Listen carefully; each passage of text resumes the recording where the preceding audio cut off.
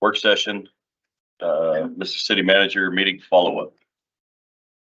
Mr. Mayor, got a couple things with regard to meeting follow-up, that may not necessarily pertain to a previous meeting, if you'll indulge me a second. We have hired our Chief Operating Officer, and he is here with us tonight. Mr. Brower over there in the handsome sports coat is our new Chief Operating Officer. Many of you may know Mr. Brower. He's been a long-term member of the community, certainly a long-term member of the engineering community here, private business owner for many, many years, and has worked for cities and towns in a similar capacity as well. And so we are fortunate to be able to have Mr. Brower. Would you mind standing, Tom? No. Actually, Tom, if you'd like to come up and say a few words, you're more than welcome to. Sure. And so he'll be starting with us on the 25th in a full-time capacity, and had volunteered to come and visit with you guys tonight and you know, ostensibly attend a few meetings in the interim as well. Very good. Awesome. So Well, first and foremost, I'm just really excited. I'm excited to have this opportunity and make a change in my life and a little different career path. So I'm a Casper native, had the wonderful benefit of being raised by two amazing parents in this community, and then came here in '91 and worked for CEPI for a whole lot of years till 2017, and was an owner and principal at CEPI. And then I took a crazy left turn and I went and studied spiritual psychology for 2.5 years and was a counselor at a dual diagnosis treatment facility. And then when I came back to Casper, because it was really hard working that far away from my wife and my family, I came back and started my own business, or kind of restarted my own business in technical mediation solutions. So did some mediation work, also did some subcontracting for engineering work for the refinery for CPI and some other people, and wasn't really looking for a job, but I can tell you, I feel a responsibility for making a living off community to get back. And for example, I was donated a lot of time. I was the owner's representative on both phases of the YMCA along with Glenda Thomas. And so I just, again, I feel a responsibility when you make good money off of a community that you have a responsibility to get back, which is probably why a lot of you are sitting here as well. And so when this opportunity came up, I thought, well, if you really want to jump into the deep end of the pool and really try and help out, then maybe you should fully commit yourself. So again, first and foremost, I'm just really excited. I've lived here through a handful of city managers. I really have enjoyed. I've known Carter since he was here before. I've just enjoyed what he's been doing with our community, and I'm very excited to serve underneath of him and try and help him, you know, advance and help our community and help it grow and move along. Be glad to address any questions you maybe have. Anyone? Well, luckily you have a clinical psychology degree, so you'll be able to deal with all of us just fine. And I don't, just for the record, I don't have a clinical psychology. Oh, sorry. Well, you're probably in trouble. Agency affiliated counselor. You're probably in trouble then, but that's all right. It's a pleasure to have you. Go ahead, Todd. I don't have any questions at the moment. I definitely will in the future. I got lots of questions just in general, but I'm stoked to hear you have such community ties, longtime resident, and just looking forward to getting to know you a little bit better. So I appreciate you throwing your hat in the ring and looking forward to, seeing what you bring to the organization. Absolutely. Great. Excited to be here. Well, welcome. All right. Thank you. Mr. Mayor, I also want to introduce to you our new court security officer, but it may look like he yeah, sure, if you don't mind. You may know that Nick left the organization a couple 2-3 weeks ago. He was the guy that was with us previously, and we had the opportunity to obtain Mr. Obert from the county, which he got a timely retirement from, and will be serving with us as our court security officer, as well as security for these meetings also. So this is Dan. He'll be working for Letitia, and you'll be getting to know him as he will be, you know, scanning you and so on as you come into these meetings. So we thought it'd be helpful to know who it is that will be having that relationship with you. Well, good. Dan, is there anything you'd like to say, or? No, just glad to be here and hope I can do a good job for y'all. I'm sure you will. Welcome. Thank you very much. He's been in the court and, you know, legislator meeting security for 27 years. Oh, So we 32, actually. there isn't much we present him that he hasn't seen. Had the privilege of serving with county and district and circuit courts and judges and all kinds of cases and different things. Well, we're happy to have you with us now. Thank you. Very much. Yes, sir. Thank you. You. Good to see you again. Anything else on meeting follow-up, sir? I don't, unless council has some questions for me that I didn't. Does anybody have anything from our previous meeting? No? Okay, very good. Welcome, sir. Just to catch you up, we've met our new chief operating officer. Would you mind standing, sir? This is our vice mayor Pacheco. His name is Tom Brown. He's our new COO. Looks like a shifty character. You probably know. I know Tom very. Okay. Guilty as charged. Welcome aboard, Tom. And then we just met our new court security officer also that'll be working for Letitia, and he'll work during our meetings, but he's back out there. He's probably scanned you. So Cool. that's where we're at. So Thank let's move on to suicide prevention hotline 988 stickers, Mr. City Manager. Thank you, Mr. Mayor. This is an opportunity to follow up with, a member of our community who brought this idea to your attention a few weeks ago. And pursuant to your request to hear a little more, we have, Ms. Douglas with us tonight, and, okay, we can turn the time over to her to walk us through some of those discussions. We have 10 minutes slated for you, ma'am. Welcome. Thank you. So today I did go to the Natrona County Suicide Prevention Task Force, and I was going to give you guys just a little bit of update on some of the state and local numbers that they're presenting. For as far as Natrona County suicides right now, the coroner was reporting that we're at 22 in Natrona County, which has us even with last year. So we still have what, 3 4 months months. to go. 4. So it is looking like our county is going to be up this year. However, overall, Wyoming is down. I'm gonna pull this up on my phone, but I need a really crazy day of teaching. I'm sorry, I'm pretty low tech right now. Okay, so there was a recent article released by biofiles.com. I don't know if anybody's familiar with the article. Wyoming is no longer, number one for suicide rates. And it's the first time since 2017. Right? That's not been. I think it goes Montana, Alaska, Montana. Montana. Okay, Second, yeah. Montana. So that's the good news on a state. And they are attributing it partially to the 988 Suicide and Crisis Lifeline. My proposal to you guys a couple weeks ago is something that I believe would put Casper on the map for suicide prevention. If you look nationwide, trying to find some of these campaigns on getting 988 out there, there's not many that have done something like this. There is a police department in Iowa that has wrapped their vehicles with 988 and a couple sheriff's offices, but other than that, I'm not finding much. So my proposal would be, and it might be lofty, but to have a 988 sticker put on all city vehicles. Option 2, if that is not an option, at a minimum to be put on the emergency vehicles, fire and police.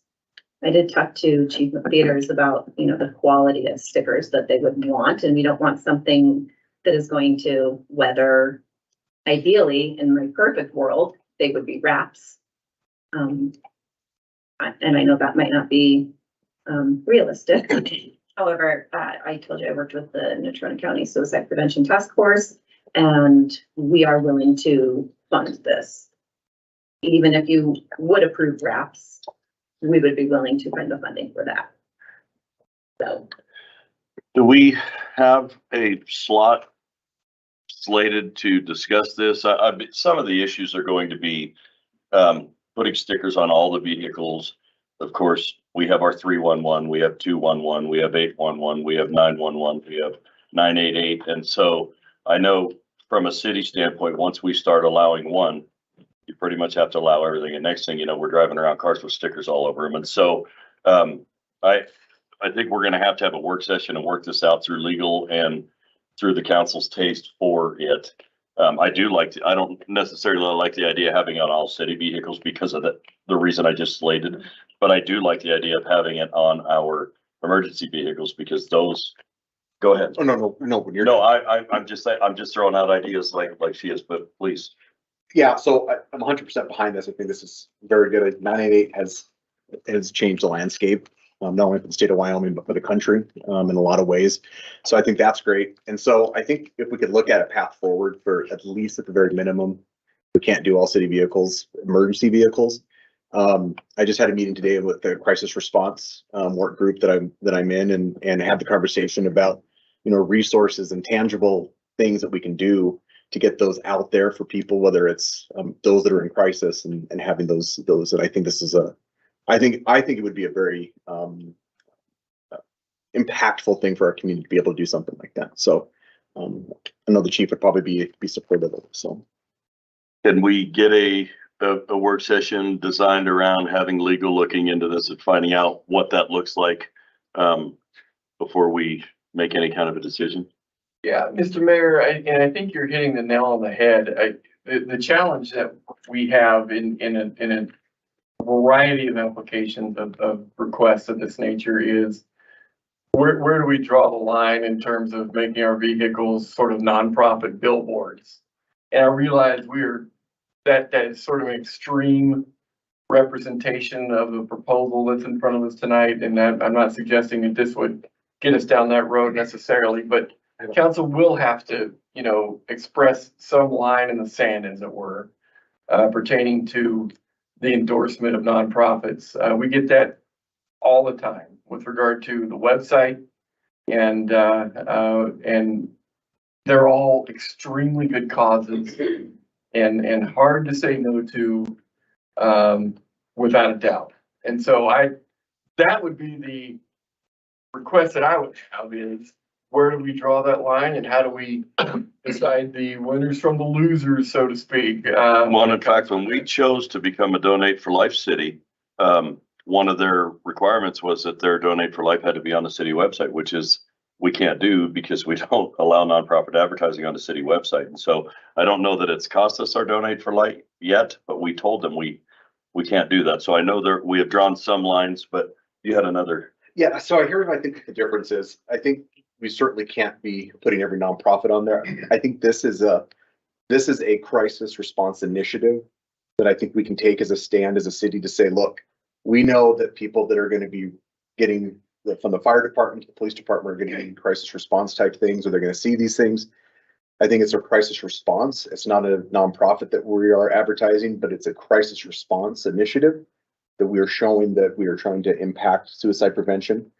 To be able to do that. And I think we should draw a line, and I think we should say these are the parameters that we can only do this. But I think it's a 988 number for you, or for the resources to get help in the GB, just like 911. Call 911. And it's, you probably know a lot more than I do, Jay, but the federal government is pumping a ton of money into 988 awareness. So it wouldn't just be our local government doing that on a federal level. They are huge commitment. I think if we can get this on a work session, then we can kind of hash this stuff out. Counselor? In the meantime, while the city's trying to figure things out, is there any kind of pamphlets or brochures or stickers that I could have at my office? I have had some tenants who have committed suicide. Yeah, which your office? It's Forefront Real Estate. Absolutely. Yep. So I can get this to you personally. And we have a lot of distribution of different materials around the city. We're doing some coffee sleeves right now, and we definitely get into the schools and distribute. But we can definitely start handing out to more businesses and all. Counselor Pollock? Thanks. I don't think that we, when we go about setting parameters, I don't think that we really even need to entertain like opening this up more broadly. I think we can be very specific about it. If future councils want to expand into other initiatives, I think that's, their prerogative. But I think, ultimately for us, I think it aligns with even our internal goals around safety. Like this is a threat to the safety of the community. And so I think that it aligns even with those goals. So I don't think we need to have a whole process that people can go through to apply for this type of application or anything like that. I think like we can just take this on as our own internal initiative and start pushing it out. Personally. Mayor and council, Councilor Pollack kind of hit on the point I was going to make. I think if council is in favor of exploring how we could do this, I think we would need to differentiate the 988 from just a nonprofit. And one way to do that would be to identify this as a community crisis. What we don't want to do is suddenly open up every county vehicle as a First Amendment forum where, okay, now, this aligns with our goals, but now a nonprofit comes forward with maybe something we don't think aligns with our goals. Now we're discriminating based on the content of the speech. So I think giving staff and I some time to kind of work through this and identify a path to where, if this is truly what the city wants to do, that we can get it done without, opening up kind of Pandora's box to having to let everybody. Then that's the direction we'll go. We'll give you some time to, I'll get right to you. We'll give you some time to get that put together, and then we'll come together in a work session where we've got some clear defined areas to go. Counselor? Did you have something? Oh, I thought you were waving at me. I'm sorry. Okay, so we'll leave that up to the city attorney's office, and then we'll get that on a work session once he has some information to bring back to council. Does that work for you, Mr. Manager? That'd be wonderful. Thank you. Yeah, Okay. appreciate All it. right, very good. Ms. Dundas, thank you very much. Yeah, and his office is very swift and very quick, so I don't anticipate this will be a long process. And it sounds like you've got support of the council. We just need to figure out what that looks like and how to make it work appropriately. You're welcome. And we will also reach out to you when we're having that work session. So in case you have any more information, or you want to be involved in that discussion, you'll be more than welcome to do so. All right, thanks. Okay, Hogadon rate discussion. Here she comes. Mr. City Manager. Mr. Mayor, councilors, this is again, a follow-up discussion pertaining to the Hogadon business plan conversation that we've had with you in the past. This is one element of that implementation strategy, and Ms. Lopez is here to walk you through what it is that we would recommend. Good evening, Ms. Lopez. Good evening, Mayor and councilors. Glad to be here with you again this evening. So just as recently as June 2023, we did present to you all the 5-year business plan for Hogadon Basin Ski Area. And at that time, we presented a plan that we thought could get us to a zero subsidy at that facility by fiscal year 2028.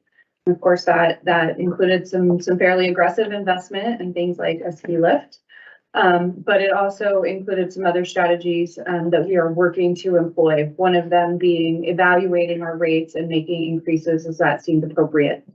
And so in our business plan, we identified fiscal year 24, 26, and 28 as the years we would do that, thinking that every other year we really should be taking a hard look at the rates, making sure that we're appropriately aligned with the rest of the ski areas in the region, as well as keeping up with the inflation impacts to our expense budgets. So we have done that analysis and it was included in the packet. So hopefully you had an opportunity to look at the comparisons that we did to other resorts in Wyoming, as well as the changes that we're proposing. Tried to highlight kind of the averages of all of the comparable areas, where we're at now and where we're proposing to be. And so really the strategy that we employed was trying to keep the value that we offer at Hogadon, particularly for our season pass holders, and keep really, really competitive in the market, but again, cover the expenses and the increases in expenses, that we're seeing because of such high inflation, particularly in utilities, which of course Hogadon is a very utility heavy operation with our snowmaking and our lift. So I would just entertain any questions that you would have and look for direction for us to implement these rate increases. Per the resolution that you passed back in 2018, all I need is for you guys to give me permission to establish our rates while working to meet our cost recovery goal. I can tell you that as we presented it here, we're maintaining the 85% that we were able to achieve in fiscal year 23, which is 20% higher than our established cost recovery goal, I believe. Thanks, Bruce. Thanks, Sulima. I really appreciate this ski area rate comparison and would encourage anyone that is either passionate and supportive of Ogadon or adamant that the city should not be in the business of resort ownership and maintenance and operation to take a peek at it. It's really good information. And even the proposed increases, it looks like we're either at or below still the comparable averages. So, you know, for the folks that you know, don't like rate increases, I totally understand it, but if this were, the other options are it either goes away completely or it goes into private hands, in which case they would certainly increase the rates to at least this, if not more, to be in line with the other resorts in the market. My question is, the cost recovery, is the cost recovery of Ogadon and I guess all the other city amenities like the municipal golf course in the sense that the capital construction costs are not baked into that formula, is that correct? Mayor, Councilor, that is correct. When we talk about subsidy from our recreation enterprise standpoint, we are talking operational only. Capital expenses are not factored into our cost recovery, so, you know, if we did factor capital, we would be at much, much lower cost recovery rate, especially for operations like Ogadon, where capital equipment is very, very expensive. So, great point. If I could, thank you. What does Ogadon look like from a capital standpoint compared to our other city amenities? I mean, I know the lodge was 5-6 million. I don't know what ski lifts run, but what's the capital, like the inventory, I guess, of capital assets that are on us to maintain into the future? Can you give any sort of idea? Mayor, Councilor, so I would need to do additional research to get you some hard numbers in terms of what the value of our capital assets would be. But keep in mind, I mean, we have snow groomers, which are hundreds of thousands of dollars. We have the ski lift, which right now is entered into the budget, I believe at about $4.2 million, which would be the investment we would need to make to replace that apparatus. You know, we have smaller equipment, certainly for ski patrol and some of the operations so that they can get up and down the ski area, both summer and winter seasons. And then, you know, just standard work equipment. So, but when you're talking snowcats and you're talking loaders to clear the parking lot and things like that, it is quite expensive, heavy equipment that we're talking about. Thank you. One last follow-up. Sure.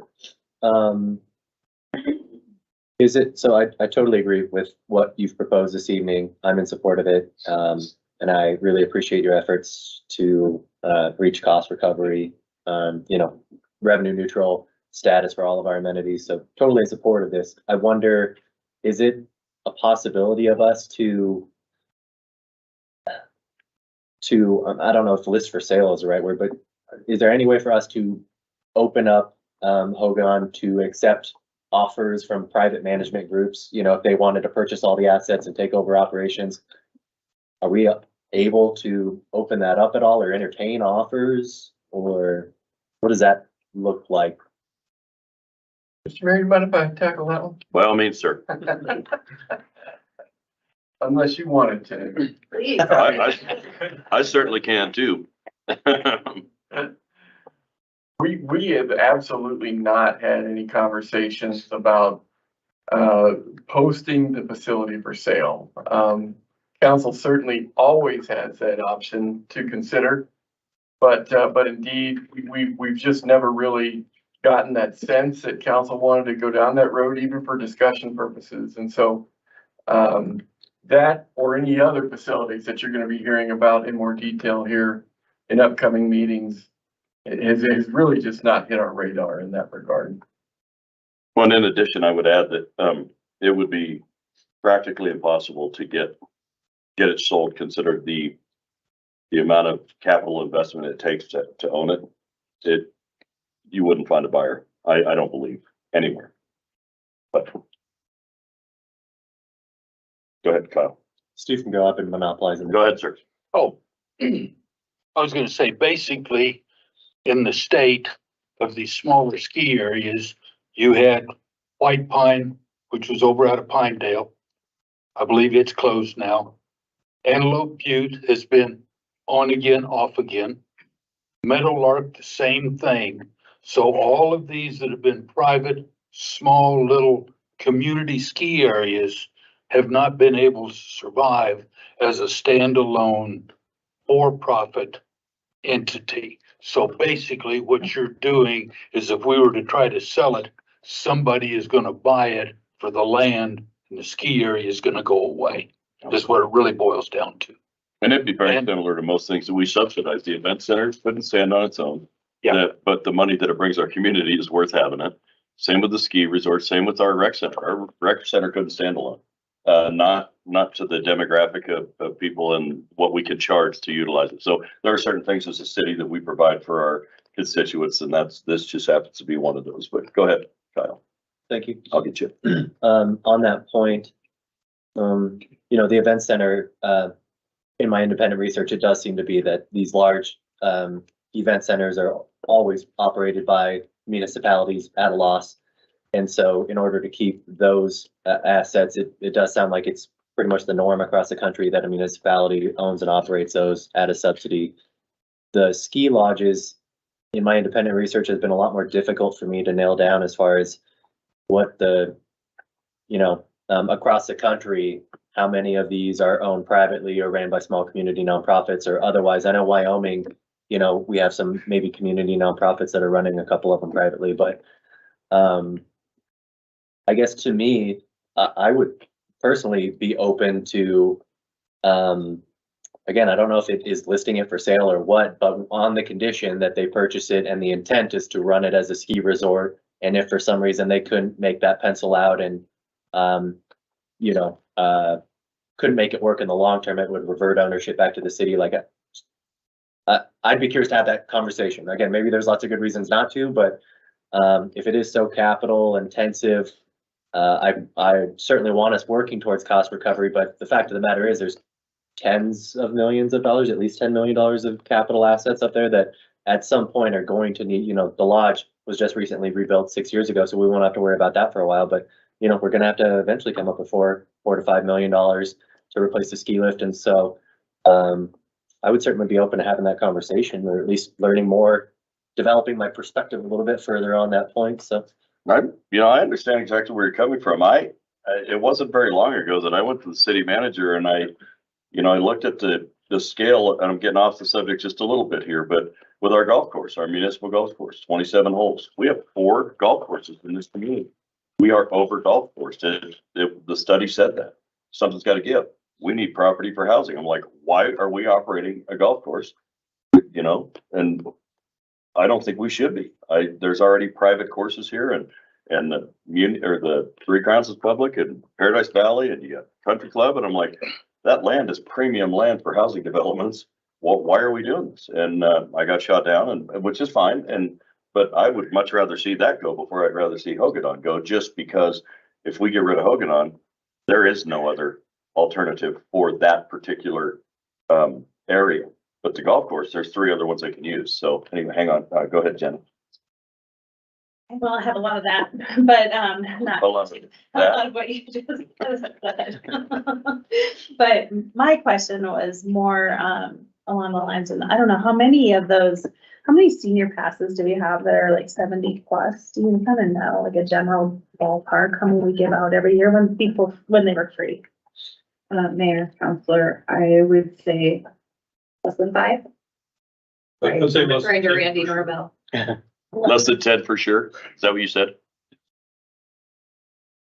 Wondering on that, because it's still really affordable across the board too, compared to the rest of the resorts. And so I just wondered why we would still, if it's only 5, we would not raise theirs significantly, put it like more in competition with the rest of these different. Mayor, Counselor, certainly if you give that direction, we would be happy to do that. We were just trying to avoid the sticker shock that comes with those dramatic increases all at once. Right. I Probably know the 5 people that have them, and they're probably be in my inbox tomorrow. Vice Mayor? Just in the, just the point of what Kyle was saying, I mean, I'm fine with having a conversation, but I don't know if we're at that point. I don't know if we're, I think until the staff comes to us and says, we are at critical mass here, we've got some issues. I don't know if we should be having this conversation and or bringing it up, where the press is gonna put it out there. Council considers closing, Hogan, Which is not true. which is not true. The second component of it is we'll have skiers coming down, and you're gonna say you need to keep it open when we don't need to have those conversations yet. And if Carter came to us and said, we need to close this, we need to consider these options, I don't want to have that conversation. If the council does, fine. If you want to figure that out and talking about it, I don't think we need to be doing that. They came up with a plan for us for proposed rates. And I think for us to have any conversation around that, to me, does not make sense. And we're not at that point, and I don't think we are, unless Carter, you want to talk to us about it yet. I don't know if we need to have those conversations, so. Okay, Counselor. Two things. Number one, we're talking about the rates that she is proposing, not closing it, not redoing it, nothing else. We are talking about the rates that she is proposing. That's what Councilor Ray was talking about. Now, by the same token, I didn't hear what Councilor Jensen said about the rates. Oh, go back. No, I was just asking her what, how many tickets we sell for season passes that we give away free for the 70 plus. And it was less than 10. First of all, they went from free to $25 last year, because that's 21's rates. And now they're going to 50, which you're doubling the rates. I mean, you're killing me. And I'm speaking for the old people, so. Which I'm saying is still a huge savings, Steve, compared to all these other restrictions. I survived 70 years for a I'm free looking to make ticket. up the difference of hitting the hardworking, middle-class families that come out and spend a fortune. Stu, you can report that Counselor Catley only made it to 70 because he was after his free ticket. That's what I heard. And I have broken an ankle, I have dislocated a shoulder, I even dislocated a shoulder on the ski patrol. And I've tore up a knee skiing, and I made it to 70 to get that free ticket. And you're killing me. Years, so I'm waiting for 70. Now, I want to be clear, counselors, and Ray had a good point that we're here to talk about rate discussion. But at any time a counselor has a concern like this or wants to talk about this, we are more than open to do that. What we can do is schedule a work session topic concerning all of our subsidies that we may want to continue with or not. And those are fair and open discussions we could certainly have. Probably not the appropriate time right now, but if that's something you're wanting to do, we could certainly add it to a work session agenda at any time and discuss it at that time. Certainly. So did you have something? I've lost track of the Okay. conversation at this All right. point, truthfully. So did everybody have an opportunity to look at the packet and look at the proposed rates? Yeah. Okay, is everybody okay with what they are proposing at this time? Yes. Okay, your direction is to move forward with what you have brought to us, and we thank you for your diligence and your hard work. You're welcome. General business licenses, sir. This is an information only topic. Yes, sir. And is in fact a follow-up item as well.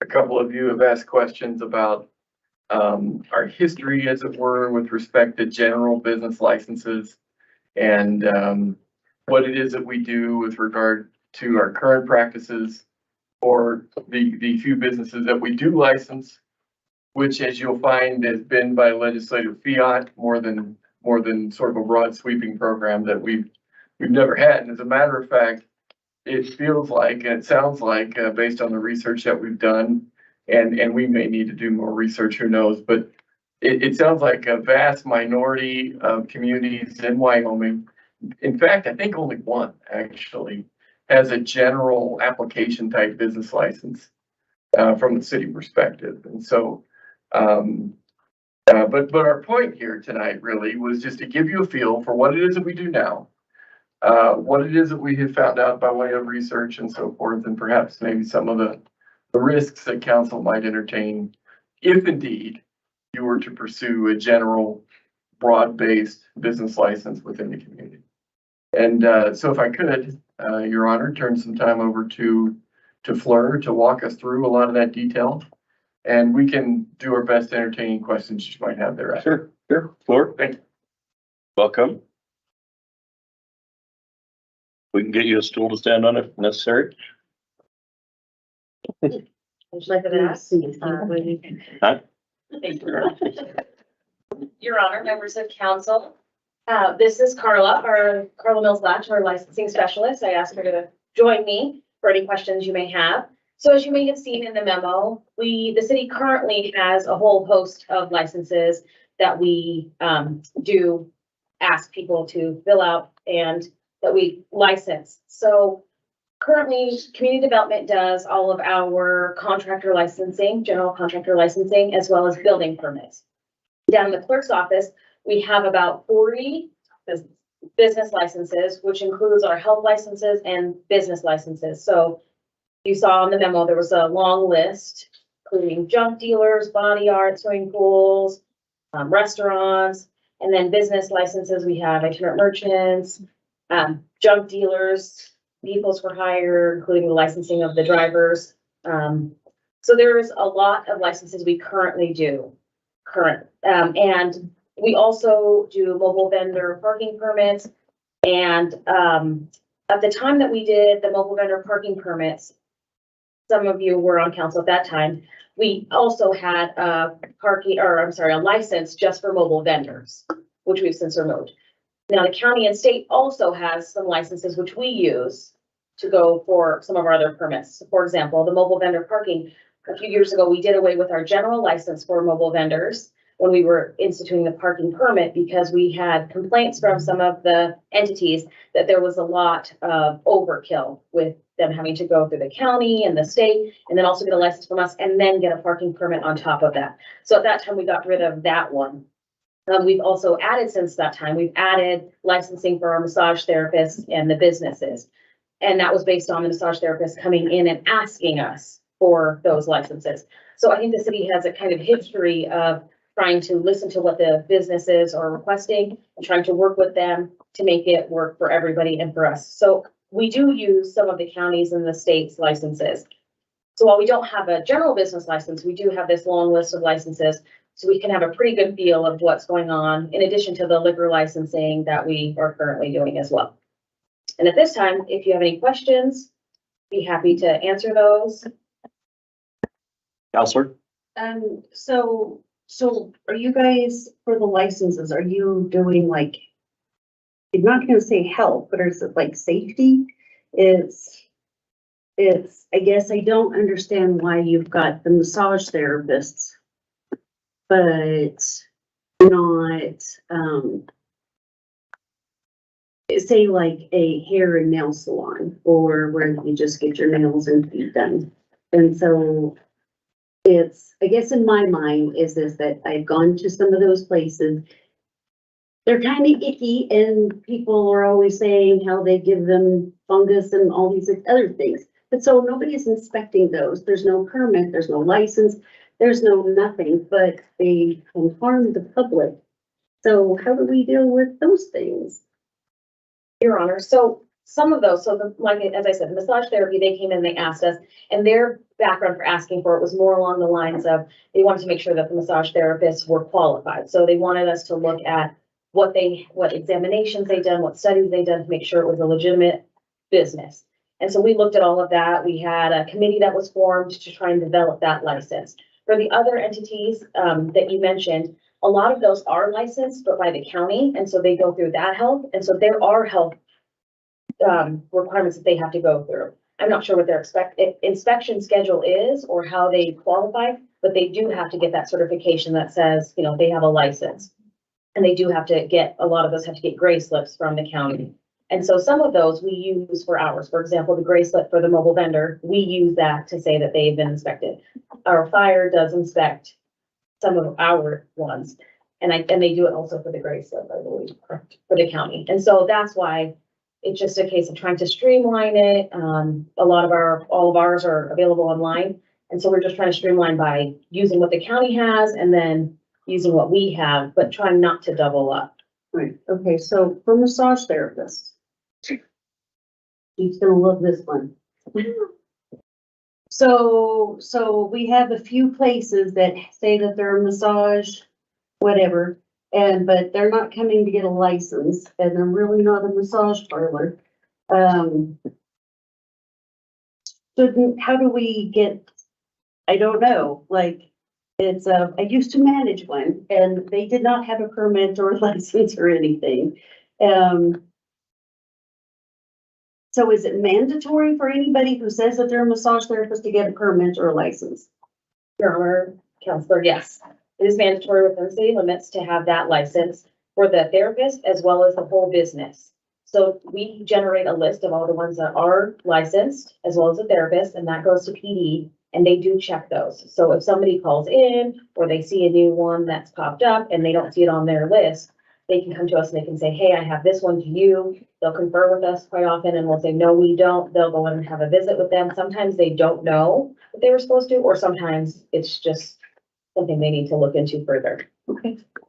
Mr. Mayor, Sir, as a follow-up to Councilor Ingebrigtsen's questions, I was on that committee when the massage therapist came, and basically we worked with the police department to make sure that basically, and the legitimate massage therapists wanted to be distinguished from, that's why they came to us, is they wanted to be distinguished from It makes sense. the ones you're talking about. We dealt with the police department to put language into the licensing process, because you have to have, if you were to read through it, you have to have certain education, pass this test, yada, da, da, da. And now if the police goes to a massage establishment, where's your license? Don't have one. That becomes then the potential for a fine or arrest. And it's not only the therapists themselves, it's also the business owner, so that they don't wind up circumventing the whole deal. So this whole thing was designed, that particular license was designed in conjunction with the legitimate therapist and the police to be able to help enforce the types of things you're questioning. Did I state that appropriately, Chief? Yes. Counselor Bond. Thank you. Thank you, Mayor. Just a question, for, is there you touched on this a little bit, but is there a formal inspection process for both the health licenses and the business licenses, or what does that look like? Your Honor, Counselor. Yes, so there is an inspection process. So when it's first, and Carla can speak to this as well, but we do look for the gray slip. So they have to go to the county to get their inspections there. And part of that is that they have to be inspected by fire and I believe building. And so those inspections take place before we get it. So once we see the gray slip, then they're licensed. So those inspections have already taken place for them to get their gray slip. And so that's what I was talking about with the streamlining with the county. They do that. But part of that is our people doing the building inspections and fire inspections, and then they do the health, and then we get that gray slip here. Okay, so I'm understanding, there's an inspection when they get the license, but is there any additional, like, follow-up every 2 years or something, inspection after that? And is that both for health licenses and business licenses? Yes, so they have to renew yearly. Okay, So that's part of making sure they have their slips and everything. I see. So they get an inspection annually? I don't know if fire. Through fire, Fire inspects it yearly, and then we use that for our yearly renewal. I see. And health is like.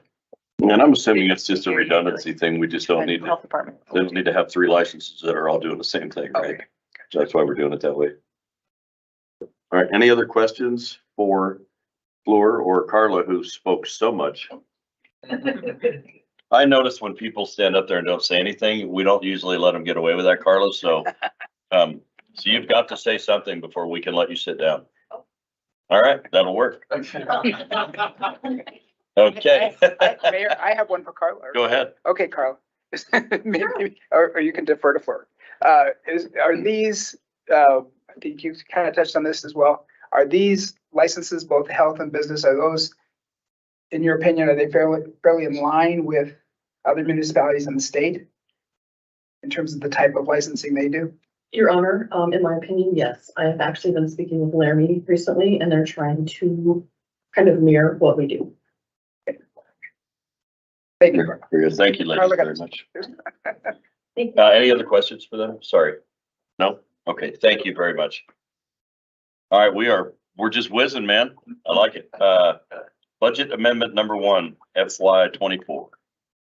Thank you, Mr. Mayor, councilors. We are at that time in our fiscal year where we need to consider our first budget amendment. And as you all probably recall, this is generally a big amendment.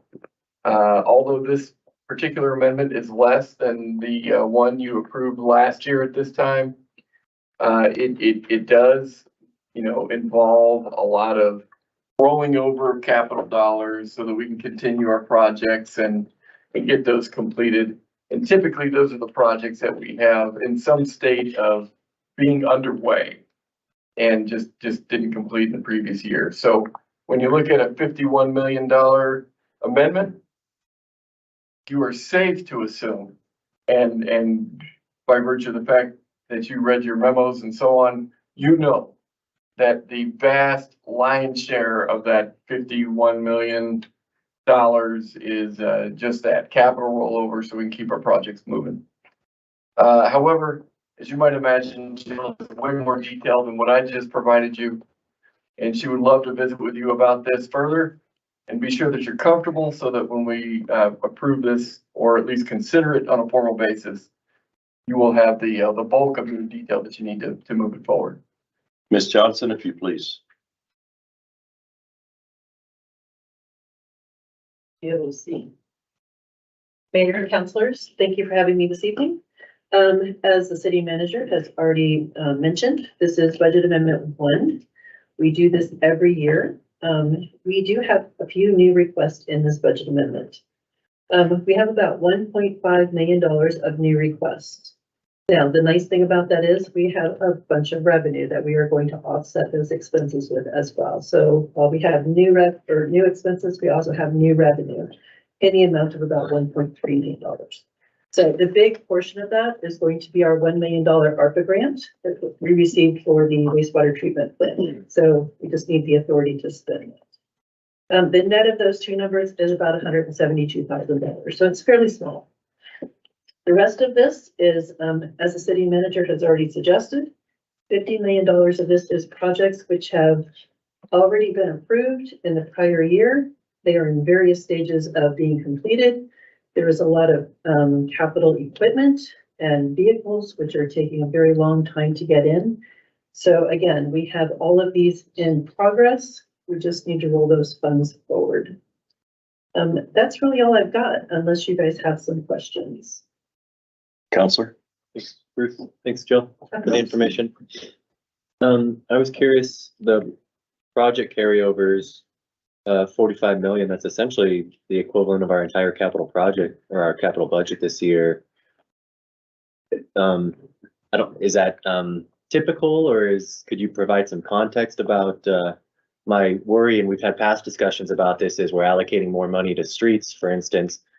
Can we actually achieve accomplishing more, or are we simply going to continue snowballing carryovers because we just simply, because I know our season's short this year in regards to streets and stuff like that. So could you provide a little more context about why we're carrying over so much in projects? And I'll leave it at that. Thank you.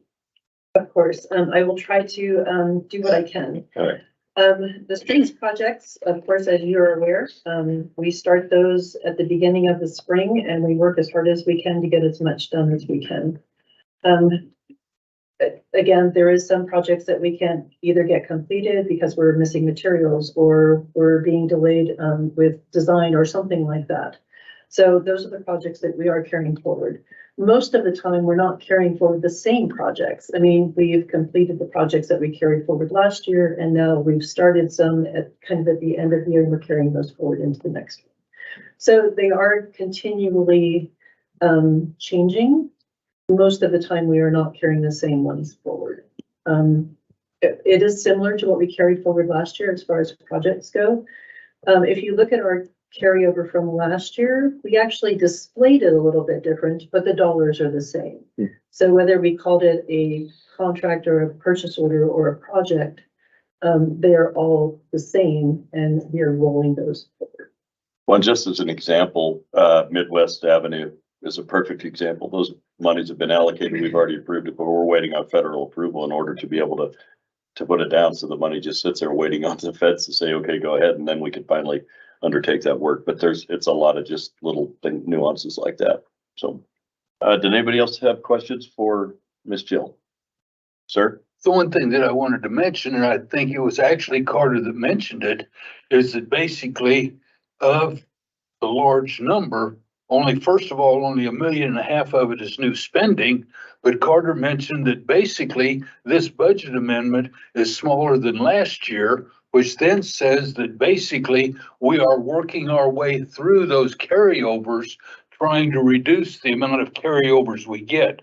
But as was stated too, is when you order, what, a trash truck was what, 30 months delivery? 2 years. 2 years. So you're gonna have to carry that over for 2 years, and there's nothing we can do about that. So those are the two things that I looked at when going through here, is that they're that, plus then the rest of it is actually reducing. So we are getting those, we are starting to get our work done in the year we budgeted for, which I thought was kudos to city staff.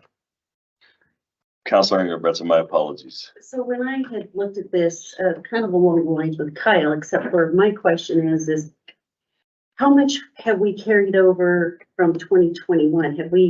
Is 21 kind of put to bed, or are we still dealing with stuff from 21 that we moved to 22, which is now being moved to 23?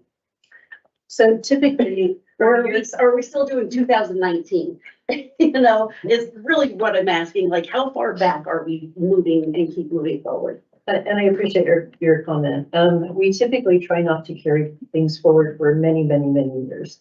A budget year is only 1 year. So if we don't spend the money in that year and we still have the project ongoing, we need to carry it forward in order to get the project done. I don't have an exact amount of how much of this is from prior to fiscal year 23, but I could certainly get that information for you. Is anybody else interested in that information? I wouldn't mind knowing. I guess what it does is it helps us to get a better understanding of how staff's moving along with some of the things that we're putting on their plate. And it may get us to be able to regulate what we're doing better as well. So that would be nice to know, actually. Yes. Thank you, Lisa. Anyone else? Okay, looks like that is everybody thumbs up to move that budget for approval on Tuesday. All right, very good. You have your direction. Yes. Thank you. Thank you for your time.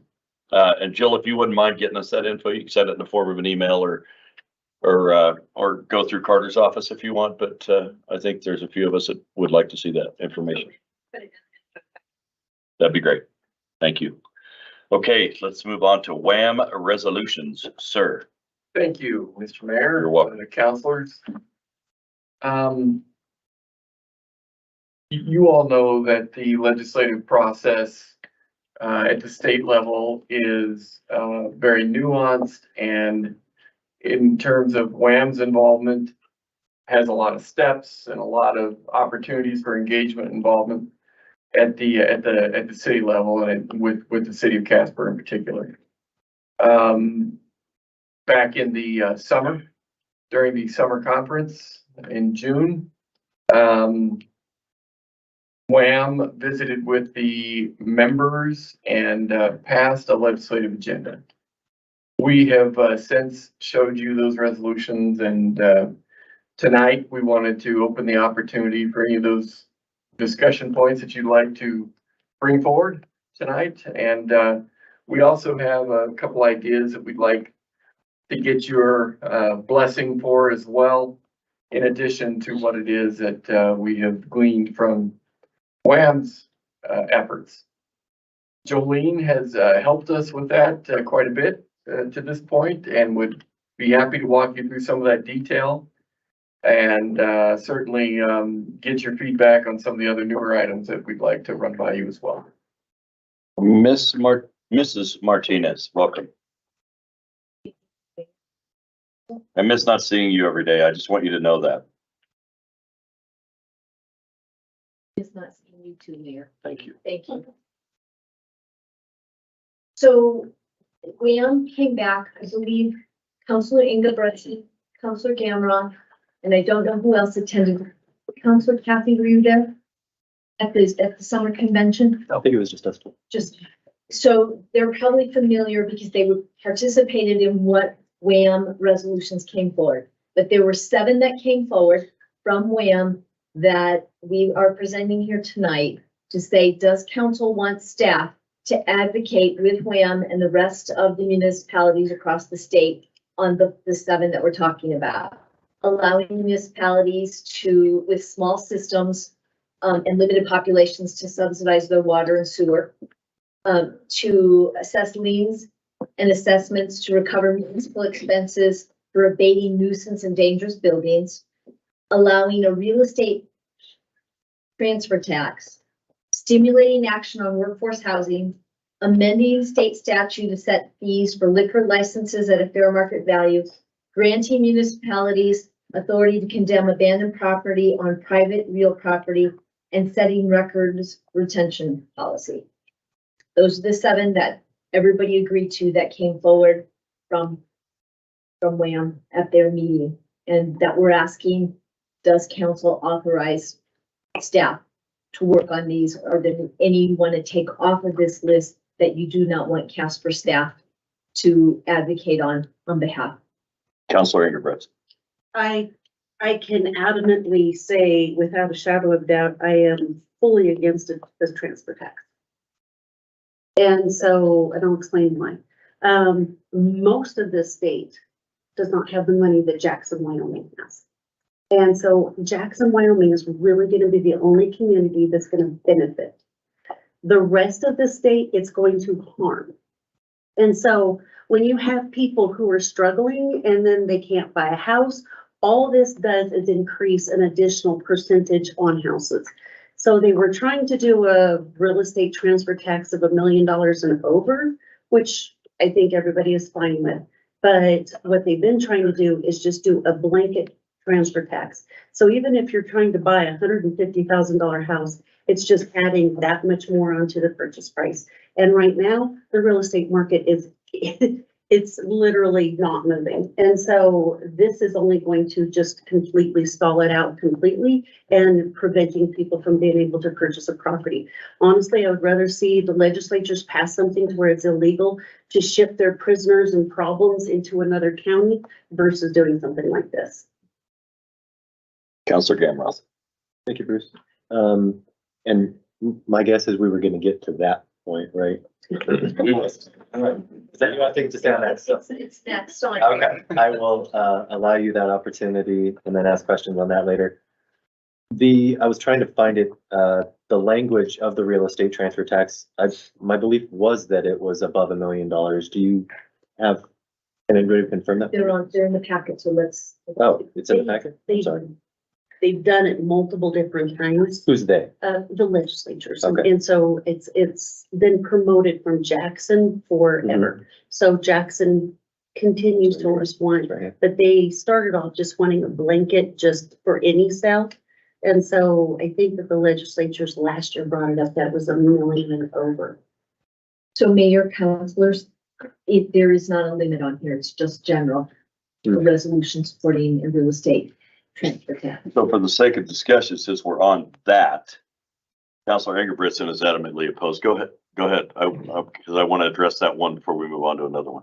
So go ahead. I have another question on the proposal then. I think I've seen versions of that, that it really, what the state is then suggesting is that counties are able to levy this tax, not that they are required to levy this tax. So it would allow Jackson to do what they want to do in their county and not require us in Toronto County to do that. Is that in the resolution? Is that the most recent version of that bill that you've seen, or is that a past sort of relic of attempts at this? Mayor, councilors, I'm going to read it again. I believe that that's the case, but let's. While she's reading that, I will say I would be adamantly opposed against this as well. Our property taxes are through the roof. And now you want to charge somebody more money to buy a house. Yeah. On behalf of our constituents, I would be dead set against it. So I'm with Counselor Ingebretson on this. It looks like the resolution says to allow localities levy the tax. Go ahead. It's not gonna be separate. Yeah, if that's the case, then I'm in favor of it. So I think we need to be continuing to push the state to allow more flexibility and options for local entities, counties, municipalities, et cetera. I think that we are all in a position right now. I'm not suggesting that it would be appropriate to levy this tax in Eternal County, but Jackson needs to, so let them. But there are things that we need to do that I would like to see the state move more towards allowing flexibility for local counties and municipalities. So I'd be in favor of for that reason to continue to have that conversation with the state. Go ahead. So I just want to kind of go through with that argument. So say that it's just opened up for the rest of the state and the county is needing some more money or going to do that. If the option is there, they're absolutely going to just increase this and they're going to do this. And so the way that the transfer tax has been proposed before, and it's been multiple different transfer taxes. So they started off at 1% and then it's been up to 3% has been the maximum that they have been doing. So if the option is there to collect 3% on any sale of the house that comes directly to the county absolutely is going to do this. There's not a county that's going to say no because we're all needing money. And so that is literally coming on the backs of the citizens. And so if it's there, so Jackson, the problem with Jackson is that they're essentially landlocked. So they only have X number of houses and everything. So what they're trying to do is trying to charge these multimillionaires this extra money so that it would give more money to the coffers of Jackson to developments and things of that nature. So but because Jackson is individually having this problem, they're trying to make the whole state kind of go through that, but the rest of the state is not experiencing the problems that Jackson is having. And so our concern is the realtor RPAC, is that if this is actually published and it's passed, then every single county is going to do this. Fremont County needs money. I mean, we all need the money. And so, but then at what cost to the citizens of the state? Kyle, I think Steve actually had his hand for me, but, go ahead. okay, I'll get thank it. you.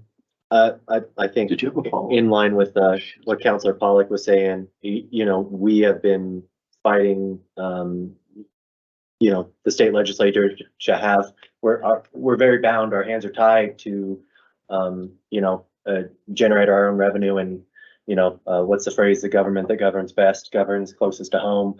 You know, we should have as much local autonomy as possible, in my opinion, to make these sort of decisions. I understand that the situation is pretty unique to Jackson, but I agree with our neighbors up in Jackson that they should have the ability to,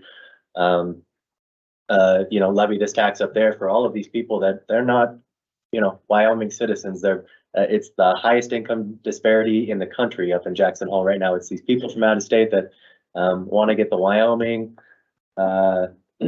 experience as little cost to their own selves as possible, and so at the expense of people that are born and raised here. And so I totally agree with allowing municipalities to levy this if possible. I don't necessarily agree that if it's the option that they'll take advantage of it. I think the county already has option, you know, they probably have levers that they can pull to generate more revenue right now. They're gonna have to weigh whether the constituents support that or not, and whether it's a fight worth having. I would be against, and I would come to the county commissioner meetings and advocate against a real estate transfer tax on all real estate sales.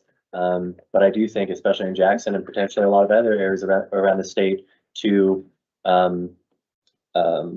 restrict it to those high value, the people that aren't struggling, the people that got the millions of dollars to spare on their second, third, fourth, and fifth homes. I would be totally supportive of allowing people the option to do that. That's all I have there.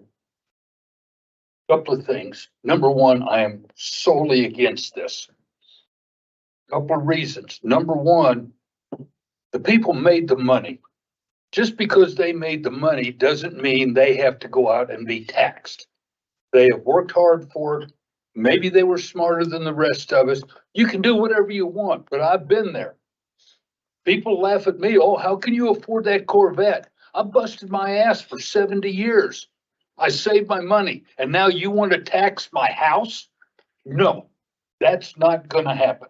Secondly, right now, we're going through this whole mess of trying to get our 5th cent approved, which basically all it takes is 4 of the 6 entities to say yes.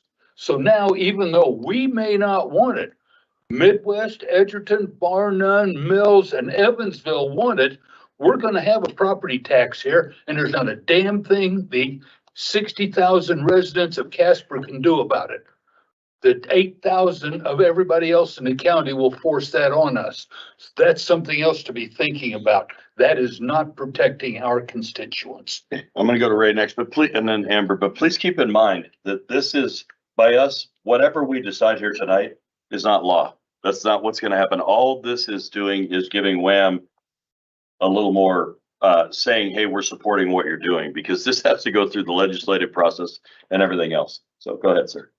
Right, and that's kind of where I was going down the road. And one, I do like that it gives local control of municipalities to control that themselves. And so if this body or any other body before said, no, we don't think we should levy this, we're not going to do it.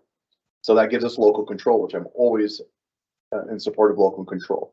2, it's the first step, like Bruce said, it's the first step. It's got to go to the state legislature, which I don't think will pass, unfortunately, or fortunately, however, what side you fall on, because state legislature is anti any tax, no matter what.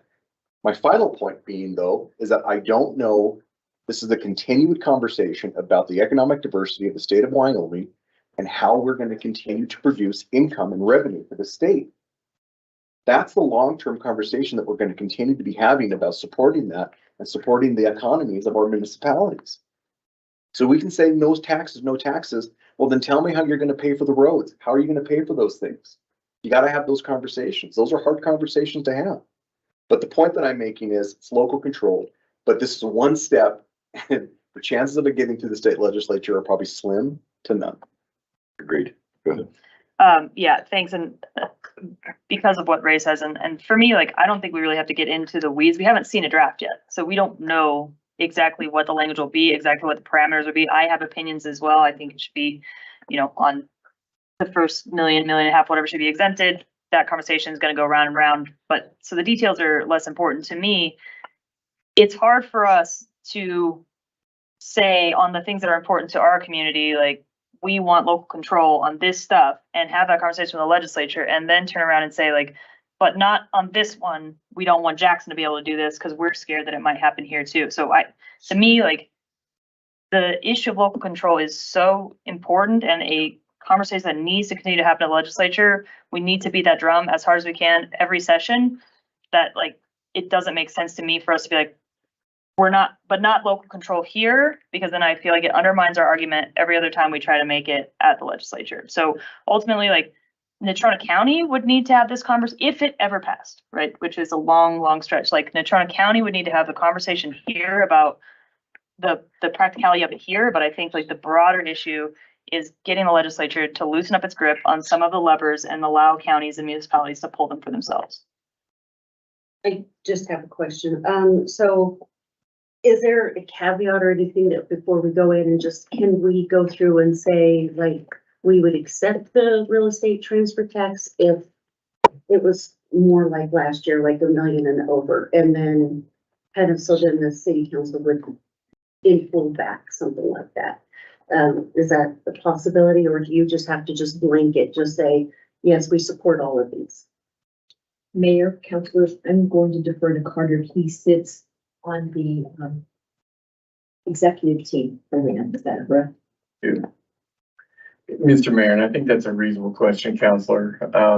The basic idea is here that if Casper is willing to allow your delegates, be it your fellow council people or staff or whatever, speak or not speak to issues, advocating for these discussions, this is the reason we're here tonight, to make sure that we know where you're at and we don't get ahead of you.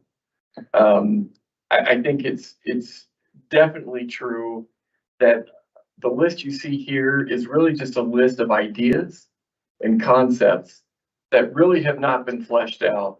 And without a doubt, if council said, hey, we don't mind you advocating for another tool in the toolbox in the form of a transfer tax, so long as we know that it has some sideboards too. And that sideboard certainly could be for the sale of properties over $1 million or $2 million or whatever. That's reasonable direction, I think, pertaining to the transfer tax idea. If there's other ideas like that pertaining to these concepts and broad discussions, I don't mind taking that feedback. Well, with that said, it sounds to me like this council would have an appetite to allow the staff to push for that if we could put that caveat on there of the $1 million. Is that fair with everyone?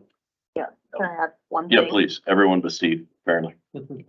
This relates a little bit to what Steve said, this, position that the Toronto County's in specifically, where this is the way they treated it in the last session that this came up was similar mechanism to what we are needing to use to approach the county about the continuation of the 5th cent, is that 4 municipalities need to create a resolution, take it to the county. I would love to see the legislature, and maybe it can happen as part of this bill as we talk about it. It appears in other places in statute, so it may be more broad, but that puts Toronto County in a unique position because we are a county that has one large municipality and many small municipalities in a way that few other counties sort of have that population gap along with their municipalities. So when we're approached with the vehicle that we can use to get to the county commission with anything that along these lines that we'd like to see may not reflect a majority of the population's municipal, their representation, right? If 5 or 4 very small municipalities can bring something similarly, Casper has proposed that we continue the 5th cent. That represents a vast majority of the number of residents of the county, but yet does not reach the threshold to even get it considered by the county commission at this point. So there's an inverse situation that can be to Casper's disadvantage in a variety of ways. And so I would be interested in hearing, whether that's an appropriate threshold that needs to be met by the municipal level before we can approach the county on this issue and others. Well, piggybacking on what she's saying, I think we should push WHAM to get that in front of the legislature. More of a, like our voting, you get so many, per, like Wyoming, we have 3 delegates when it comes to voting. Yeah. And because we're a smaller state. And so, in our county, we should have that ability right here in Casper, Wyoming. Well, there has to be a balance, right? Because I also wouldn't like to see it, well, like Casper can get anything through without collaboration with other municipalities. But I feel like maybe it's skewed in a particular way that would make it very difficult for anybody in Toronto County to ever take anything to the commission if this is the mechanism by which we have to do it. I think you are 100% correct. And that is a great point. So maybe if this comes up, maybe that, it's a broader issue throughout statute. It appears everywhere, but I haven't heard the legislature take it up. I'm not sure if any of our folks elected from Toronto County have been involved in discussions around that. I feel like that mechanism was probably set long ago and is just sort of the boilerplate that they use whenever they're talking about levying a new tax. It goes, this is how you do it. You take it to the municipalities and you take the commission, and they've got a majority provision in there. And so. Well, one of the issues we face in a situation like this when it comes to our state legislatures, it's twofold. One is they don't generally go for new tax, as we all know. And the other is that they are very much against giving local control. And so you're walking in the door with 2 strikes right off the bat anyway. So the opportunity for something like this to actually pass on the legislative floor, I would guess, is about 5%. That's just an educated guess on my part, but it's reality. So it really doesn't matter on this particular item how we go. It's going to be well beyond us. But it sounds like you have the direction and all thumbs up except for one. So you've got your direction to move forward with that item with a $1 million caveat. 1.5 million. I believe we said $1 million. I said 1 and everybody thumbed up. So great. So there we are. Okay. Any other questions on any of the other items? Any of the other items that she brought forward? No, I wasn't, Thomas. No, for Pete's sake. All right, it sounds like, everything else is in line, so. Mayor, councilors, we have one more item that's on here that wasn't part of WHAM. And we're talking about looking at Casper to advocate for some type of legislation that makes it illegal to transport people from the city. Without prior arrangement, Without prior arrangement. I think that's an easy thumbs up from this group. There you have it. Thank you. Yes, ma'am. I would like to, as we get further into that and there's more discussions, I would almost like to see fines or charges levied on those communities that sneak them in to here or vice versa, and put a strain on the social services of that community. That community that sent them should have to be, they should be paying for that. So I might look at that in the long run. All right. Agenda review, sir. Very good. Thank you, Mr. Mayor. Counselors, as you all know, I will be referring to this document for this aspect of our agenda tonight. Pursuant to our next meeting, coming up on the 19th, we do have some conversations, that, starts, at least in its preliminary form. One of similar note or particular note, I should say, is the camping ordinance. We will be establishing the public hearing for that discussion, which undoubtedly will carry with it a healthy dialogue. I can't remember what we have established for the date of that public hearing. You'll remember? Mayor, Council, I think the first public hearing on the camping ordinance would be October 3rd or the 1st. Yep. I don't imagine that's going to be overly contentious. Are you thinking so, sir? I don't know that, Mr. Mayor, contentious would be the term I would use, but I suspect it's gonna create some very thoughtful dialogue in terms of how to manage these issues. Fair enough. And Mr. Mayor, if I Sir. could just add, you'll see in the memo, the way I've drafted the first pass on this is very succinct, very direct to address the items that we discussed previously. There's a lot of different ways this can go, and so to City Manager Napier's point, I think that will engender some conversation, and I would fully expect that, we may make some amendments along the way. That is anticipated. Sure. Okay, sounds good. Thank you. As far as other items of interest for the 19th, Your Honor, the second reading for the TNR discussion, for lack of a better way to describe it, is forthcoming. We will be bringing forward proposals on a formal basis consistent with the practices that you've been able to get behind pertaining to credit card fees and so on for the cemetery and the rec center will be that evening as well. And then, of course, a resolution pertaining to the WHAM resolutions that we just discussed will be in front of you that evening as well. Turning to sort of the work session horizon here,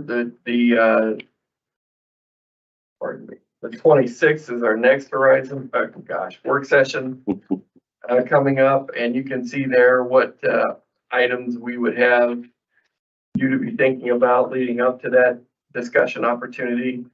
The neighborhood health program, we're hoping to bring some conversation to bear that evening on that idea, as well as the idea that's come forward and the conversation you've wanted to have about responsible liquor license management and use. Did we invite Mr. Schriftman? Did we invite him that evening to this was kind of his brainchild, if you will? Correct. And Mr. Mayor, I have an actual one-on-one meeting with him coming up, and we'll at the very least let him know this time frame and see if he's okay with that and that kind of thing. Well, I know work sessions, we don't generally let the public speak, but I thought that he may be able to offer some ideology, because I think he's been involved in one before and he kind of had some ideas of what that would look like. I thought it might be beneficial to have him. Absolutely. Okay. Absolutely. I don't see him taking too much of a different role than this had here tonight. Perfect. a give and take, if you will. Sure, thank you. Let's see, Fort Wyoming Center Part Two, just so you know, this is really a follow-up conversation that we've had with you a number of months ago, consistent with that study that was done in terms of, purposing or repurposing the event center. And so we really need to have some follow-up conversation with you to make sure we're not getting ahead of you there. We have other installments of business plans we want to talk to you about. Jill has some ordinance ideas relating to unpaid utility bills. And you can see what else we have on our near horizon. I'd like to direct your attention to the very back page of your grid document that outlines what we see here in the very near future pertaining to suggestions that you've had with regard to questions that we need your help with.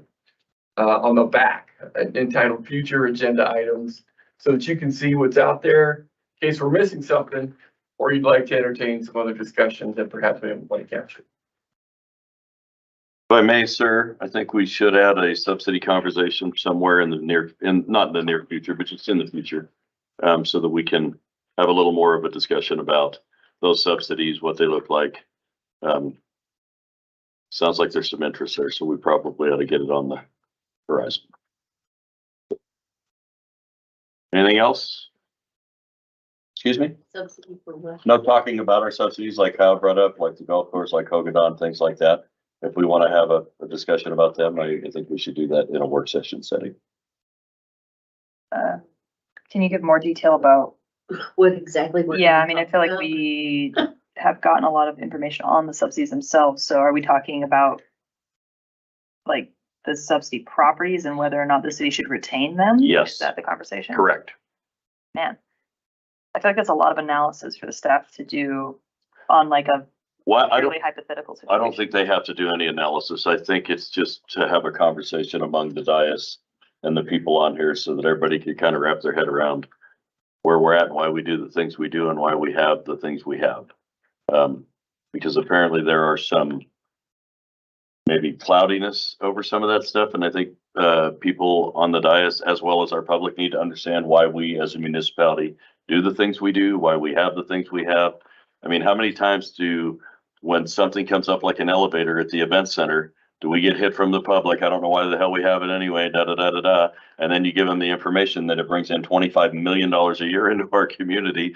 And, you can kind of further explain that to them. It helps them understand and get a buy-in. And I think we could do that with each of our subsidies. So everybody has a better understanding of why we as a municipality operate the things we do.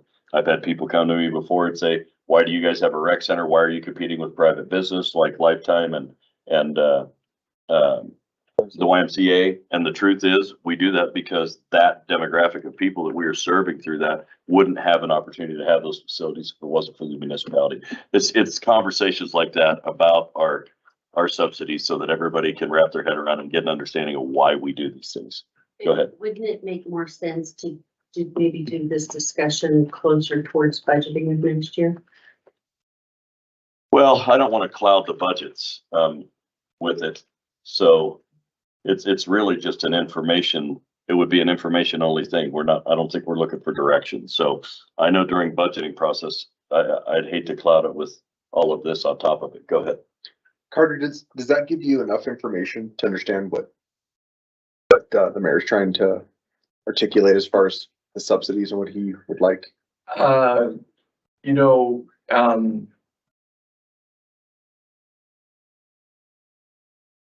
I think a broad conversation may be what you're suggesting. Yes, sir. Mr. Mayor. Absolutely.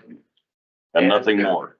Okay. Just information only so that people on this dais and people in the public understand why we do the things we do. We get questioned all the time, especially with the 1 cent. You guys are wasting money on this, you're wasting money on that. Well, in my opinion, we're not wasting money on these things. These are services we're providing for our community. And I think that type of information that gets put out there so people understand why we do the things we do, where that money goes, what those things do for the public, how much money they generate. And I just think those are important points that can be brought out. And go ahead. Thanks, Mayor. Since I was the one that threw this out there, I won't let everyone else carry my water for me. For me personally, so I guess my original line of inquiry stems from this belief I have that, our enterprise funds, our water infrastructure and the maintenance costs that are associated with that, sewer, the bail fill, our enterprise funds, the capital costs of those funds are built into the projections and built into the rates. And so we have an idea, in 7 years, we're gonna have to open a new landfill cell that's baked into our projections and baked into the financial decisions we're making on a year-to-year basis. We don't have that for our other assets like the Ford Wyoming Center, like Hogadon. And so it's been difficult for me. I understand the concept of the subsidy in regards to what it costs to operate it, but the capital costs are an important function. Like you can't have one without the other. And so it's just been difficult for me to try to weigh the benefits to the public of having these assets without knowing really the true cost of what it costs to operate them. I mean,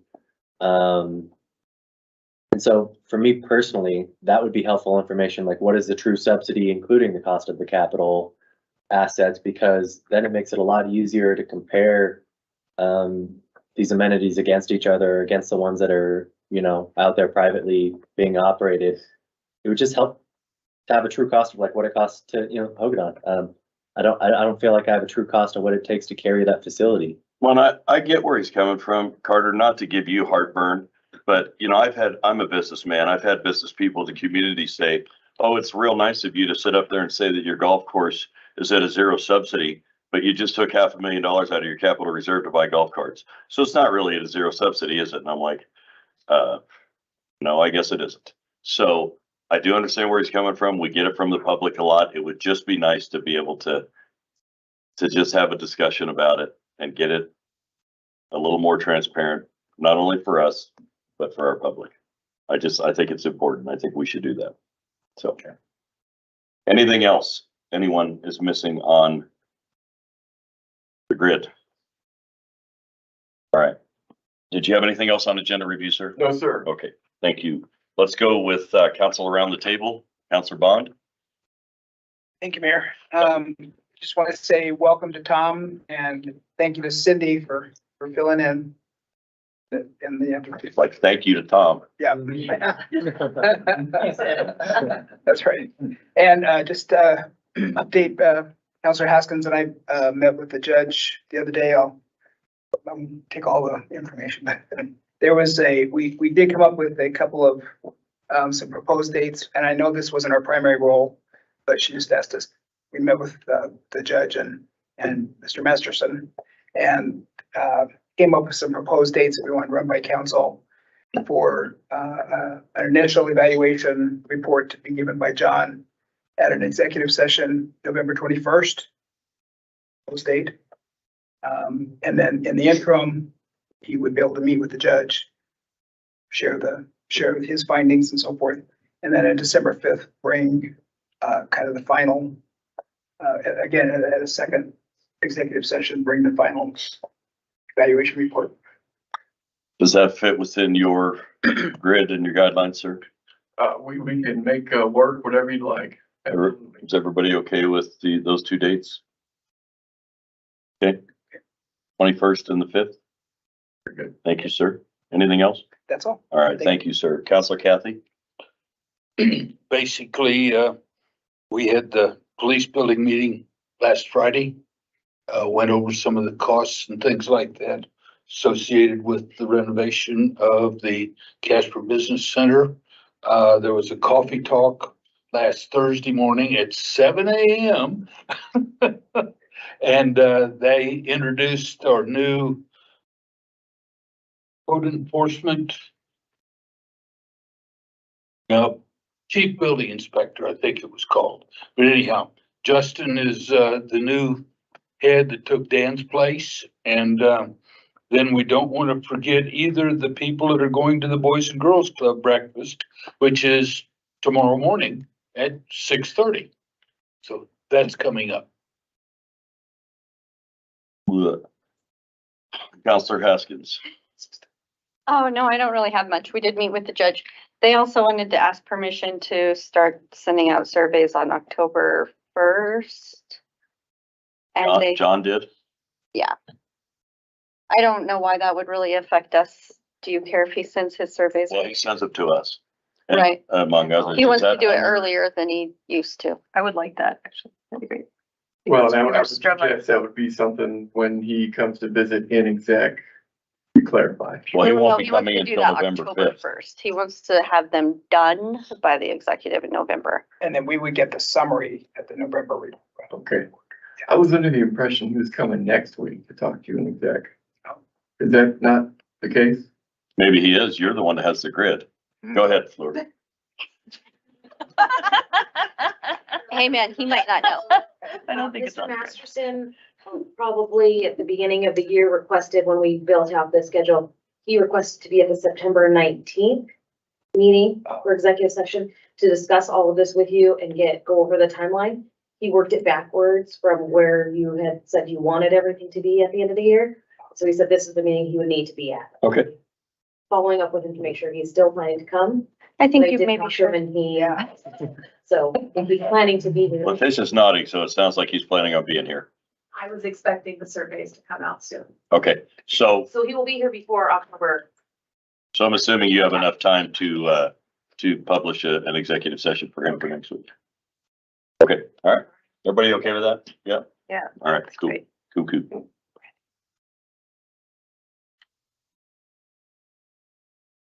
Counselor, okay, thank you, Counselor Pollock. I don't have anything tonight. All right, thank you. Counselor Engelbretson? Thank you. Counselor Jensen? I got stuff. Well, bring it. Alright, so, let's see, where should I even start? Well, we missed the municipal band meeting that was last week due to some logistical,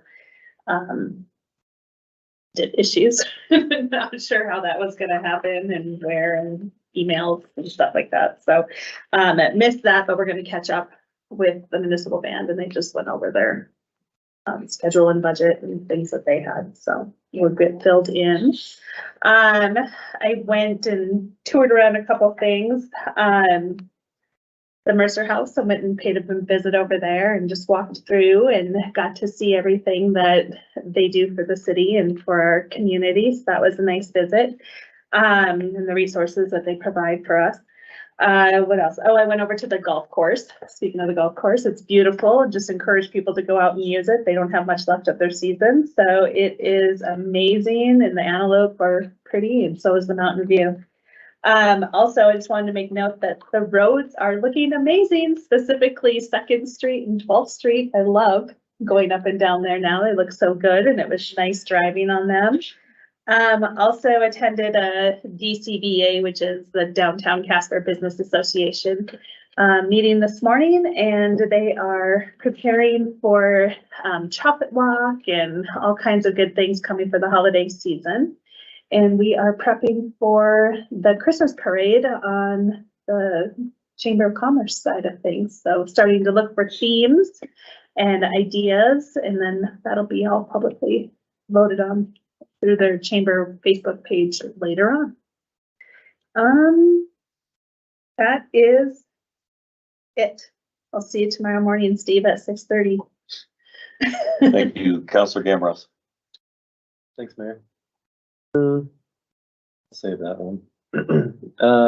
All I really have is, I wanted to thank the Rotary Club. They're having a maintenance day up at Rotary Park right now. They're up there right now and they're cutting back weeds that had overgrown from our very wet spring. It's quite a bit of overgrowth up there. I believe Conservation Corps members also did some dirt work. There had been some like landslides burying some of the benches and just kind of impacting the accessibility on the trail. And so I just wanted to take another opportunity to remind folks that the condition of this area of Rotary Park, the bridle trail, is maintained, and any improvements that are made are done through the efforts of volunteers and funded by private dollars. So if you're a user of that trail, especially if you want to volunteer for any of these maintenance days, please let me know. I'd be happy to make those connections. you want to help fund any of the maintenance or improvements up there, I'd be happy to make those as well. And if none of those things, at least some recognition and acknowledgement of the people in our community that are spending their own time, their own dollars to maintain these public facilities that a lot of people use. Bridle Trail especially is, you know, integral to some of our tourism efforts and stuff like that. So just thank you to everyone that helps maintain that. And then also just kind of in line with the discussion that's been going on with Rocky Mountain and Power. You know, I had asked for some figures and wanted to share with the rest of the group if you weren't familiar. For fiscal year 23, our electricity costs were $2,936,349. Again, if Rocky Mountain Power got the increase that they were seeking of nearly 30%, that would increase to $3.8 million, or about $881,000 increase to our city budget. So just wanted to, you know, wanted that to be a matter of public record. That's the impact that it would have on our municipal level, at least, if they got the increase they were looking for. So that's all I have. Thank you. Thank you, sir. Vice Mayor? Thank you. The only thing I have is that we got an email last week about the homeless outreach project that's been happening in Casper. And so part of that is that an opportunity, I think, for various organizations around the community are partnering. Actually, a wide variety of organizations are partnering. And what they're really working on is, you know, working with people with mental health issues, addiction, those that are experiencing homelessness. And I think it's an opportunity to get medical care and resources to help them to just wraparound services to help them to move forward. So it's something that I think is happening awesome. They've got they have one on the 15th, 29th, the 6th, 13th, and the 20th that they're doing. And to get a chance, stop down there when they do it. It's some pretty awesome stuff. Where are they doing in the parking lot of the First United Methodist over here off First Street. So First and Beach. First and Beach. Thank you. Yeah. That's all I got. Thanks, sir. We got a few things. Was in Laramie last weekend for the game. Cowboys are 2-0. I'll be in Texas this weekend to watch them take on the Longhorns. And if we can upset number 4 in the country, we're actually going to get nationally ranked. So stranger things have happened. Cross your fingers. I want to address the Why only by 3? I want to address the homeless situation. As most of you know, I've been all over the national news media. They really picked up this story because they just can't believe in the Rocky Mountains where cowboys live and carry guns and the weather you have that we have homeless. Well, homeless are everywhere, obviously. We did have some destruction, but I do want to make it very clear. There was a lot of misreporting, and thankfully, Oil City News and Stu called me today. We had a real nice interview. I was able to set the record straight. Never did I say ever that there were 500 pounds of feces anywhere. Never did I say that they were in our downtown area, that the feces were. What I had told the press was that our city crews went out and cleaned up a bunch of homeless camps and ended up gathering up over 500 pounds of garbage that included some feces. So these press people on the national level love to sensationalize things. It wasn't like that. I had some folks worried that, it's going to hurt tourism because we're out there. No, and I've talked to Visit Casper. It's not hurting our tourism. It's not going to hurt our tourism. In fact, we're probably going to get more from it, to be honest with you, because people understand what kind of a community we live in here. I stood up for this council in some social media posts where people are literally blaming the council for the homeless problem. And Lisa, I saw that you did too, and I thank you for that. I don't know how in the world this council gets blamed because we have homeless people here. They're everywhere in the country. And so it was, it irritated me, and I did stand up for us and maybe not as merrily as I could have, but it just pisses me off when people just attack without having all the information. It's not fair and it's not right. And this council, of any council I've ever seen, works really hard to care for this community that we live in and the people that are in it. Every one of our hearts are in the right place every time. I have never seen anybody up here be self-serving or do anything that's going to line their own pocket or whatever we're being accused of. It's just irritating. And especially when you do this for the whole $150 a week that everybody's getting, it's just unbelievable to me. Anyway, the record has been set straight. Thank you, Stu, for that opportunity. We are going to hopefully get a grip on this homeless. We're gonna find a way to address the mental health. We're gonna find a way to address the social needs and the substance abuse issues that are surrounded by this. But they are impacting our community. I will tell you, the very chairman of the county commission, the former mayor, was downtown last week in his car with his wife, and a homeless man came running up to his car and tried to get into his car with him and his wife. He had to drive off. He called the police. The homeless man then went after the guy behind him, trying to break into the car while they're driving. And they finally got that man arrested. But those are the kind of things that are going to hurt tourism. One of the officers tonight told me he advised a guy from Texas who was here on business, a great place to eat. And he's like, I'm a poor cop. I don't get to eat out, but here I know this place is pretty good, I think, he said. And the guy was asked 3 different times between where he parked his car and walked into the restaurant for money. So it is happening in our downtown. It is very real. But in my family, when I grew up, if we have an issue, we talk about it. And that's how solutions get formed. And so the more exposure we bring to this, the more ideas, the more smart minds we bring to the table, we will get a handle on this. And I made it very clear on the press, we don't want this kind of stuff here. We have a shelter that's doing a fantastic job with the people they serve. But there's a group of those people that don't want to conform to society. They can't even follow the rules to be in the shelter, so they're not allowed in there. Those are the ones out imposing their will on our community. Those are the ones that we need to deal with. That's why we are drafting new ordinances. That's why we're doing the things we can to give our police the teeth, if you will, to be able to deal with the situation. And we're going to leave the rest of it up to the smart minds like Ray and those guys with their SIM programs and allow them to find ways, and Kyle, to really get to the root of these problems so that we can make it better for everyone that lives here. That's all we're trying to do, is make it better for the people that live in our community. I will tell you though, with all that said, I had the best 2 days I've ever had as mayor as far as contact from our community.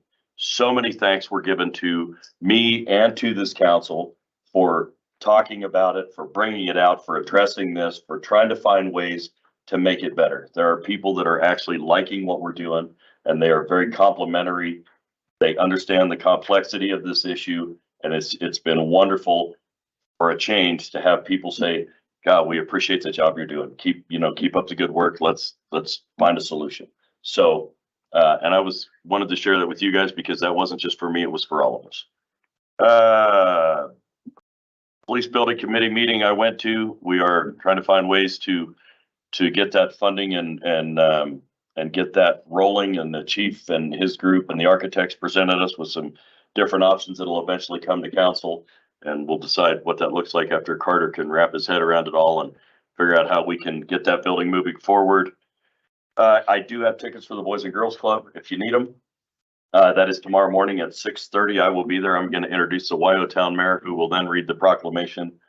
Man, I hate getting up that early. Oof. But I'm going to do it for the boys and girls. So,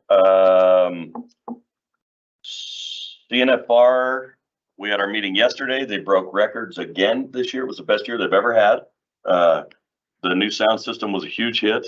The participation, the tickets sold, the amount of people in the stands was unprecedented. The mutton busting was so huge. In fact, they're going to try to do it in 2 nights next year. It was such a crowd favorite. So I will miss our October 5th meeting because I think I'm going to be in Washington, D.C. So I'll need you to attend that one, and I'll make sure I send you the link since you are the alternate on that. And lastly, Chief, while I got you, I always get emails from our police department. The entire council does. So we know who's being promoted. We get to come to their retirements. We get to wish them well. I would really appreciate it if we could have that same access to your department. I think it's important for your men to know that we support them, and your women to know that we support them. And it would be nice to know when you have upcoming promotions, retirements, things like that, so that we can, partake in that and thank them for the service they've done for the city. So We'll definitely include you in next year's. I appreciate that. I appreciate that. Thank you very much. And that's all I have. So with that said, I now call the September 12th, 2023 special council meeting to order. All members are present. Chair would entertain a motion. Oh, excuse me. No, I won't. Will we please join the Vice Mayor in the Pledge of Allegiance?